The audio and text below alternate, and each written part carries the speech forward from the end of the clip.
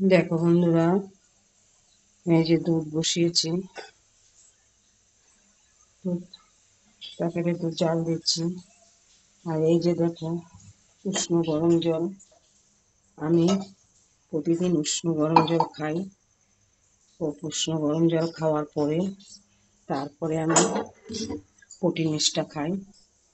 তোমরা কে কে এরকম উষ্ণ গরম জল খাও কমেন্টে জানিও। আর উষ্ণ গরম জল খেলে শরীরের মেদ কমে যায়, গ্যাস অম্বল থাকলে সেটা ভালো হয়ে যায়। তার জন্য বললাম তোমরা কে কি খাও আমাকে কমেন্টে জানিও। তারপর প্রোটিন মিষ্টটা খাবো, গরম জল খাওয়ার পরে প্রোটিন মিষ্টটা খাবো। দেখো আজকে আমাদের ছুটি সবার, তাই আমাদের কত দেরি হচ্ছে দেখো সব কাজ করতে। দেখো